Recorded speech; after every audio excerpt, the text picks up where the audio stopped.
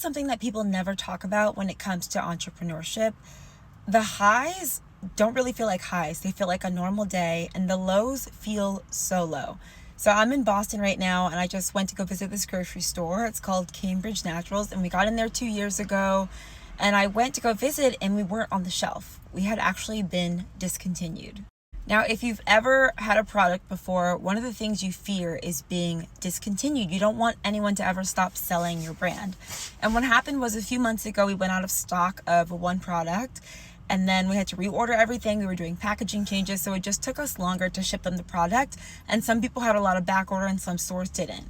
And then I also just think that we generally sold slow in this store, but when I went in the store, I kind of saw why. Like, it's a vitamin store, and it was right next to a really big grocery store. And they also have 3 locations, and it's kind of small, but I love these types of stores, and they're the type of stores I like to support. So I liked being in there. But it's heartbreaking. Like, it's 3 stores, and oh my gosh, they kicked us out.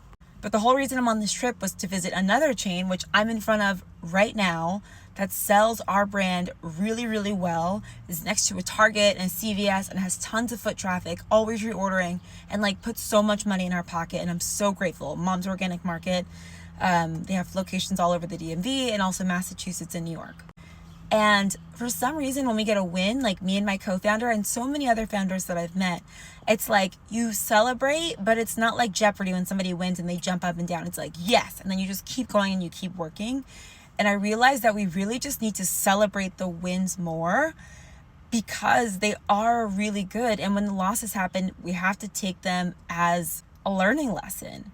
Like, it's 3 stores that probably in those 2 years did like $1,000. Like, it just wasn't a store that sold that much. You know, sometimes you have stores that are in between. For example, we're in Gelson's in California. Half the stores we blow it out of the water. The other half of the stores are literally in senior citizen neighborhoods.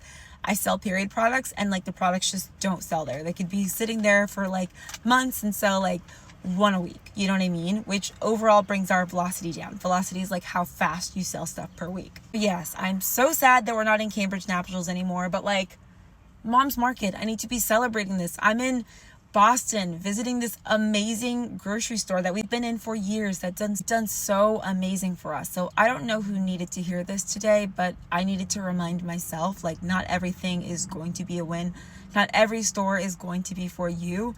And we also had the most craziest, amazing financial news yesterday for our company. So why was I feeling like crying over these 3 stores? Like, it's sad, but just needed to come on here and check myself and also relate to some of you who also have your own business.